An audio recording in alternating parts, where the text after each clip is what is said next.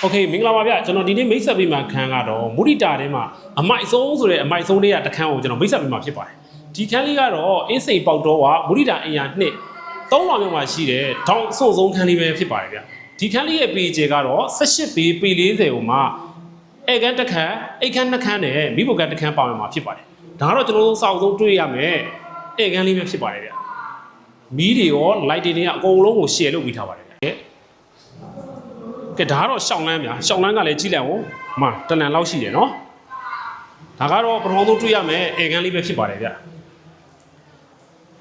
ဒီအိတ်ခန်းလေးပဲဖြစ်ပါတယ်ဗျဒီခန်းလေးရဲ့ကျယ်ကတော့စပေပတ်လည်ဝန်းကျင်ကျယ်ပါတယ်ဗျဒီမှာဆိုလဲဂရိတ်ဘောင်လေးတစ်ခုပါရှိမှာဖြစ်ပါတယ်ကဲဒီမှာလဲလေတွေကတစ်ခုခုတိုက်လို့ဗျရှယ်ပဲနော်မီးတွေရောအကုန်လုံးလုပ်ပေးထားပါတယ်ဗျဒါလေးကတော့ရှောင်းလန်းလေးပဲဖြစ်ပါတယ်ဗျရှောင်းလန်းမှာဆိုလဲရိုးရိုးမီးတွေသုံးမထားမနဲ့အလှမီးတွေကိုတက်ဆင်ပေးထားတယ်ပေါ့နော်ဒါနောက်တစ်ခုတွေ့ရမယ်မာစတာဘရောင်းခန်းလေးပဲဖြစ်ပါတယ်ဗျဒီခန်းလေးရဲ့အကျယ်ကလည်းစပေပတ်လည်ဝန်းကျင်ကျယ်ပါတယ်ဗျဒီမှာလဲဂရိတ်ဘောင်လေးတစ်ခုပါရှိမှာဖြစ်ပါတယ်မာစတာဘရောင်းဖြစ်တဲ့အတွက်သူကရေချိုးကန်းအိမ်နာတစ်ခါတည်းပါရှိမှာဖြစ်ပါတယ်ဟုတ်ကဲ့ကျွန်တော်နောက်တစ်ခုပြပေးမယ်ကတော့မိဖို့ကန်လေးပဲဖြစ်ပါတယ်ဗျဒါလေးကတော့ဒါမိဖို့ကန်လေးပဲဖြစ်ပါတယ်မိဖို့ကုံကိုလည်းအေရှင်ကတစ်ခါတည်းဆောင်ရွက်ပေးထားတယ်ပေါ့နော်ဒီမှာမိဖို့ကုံနေမိဖို့ဘုတ်တွေတစ်ခါတည်းလုပ်ပေးထားတယ်ပေါ့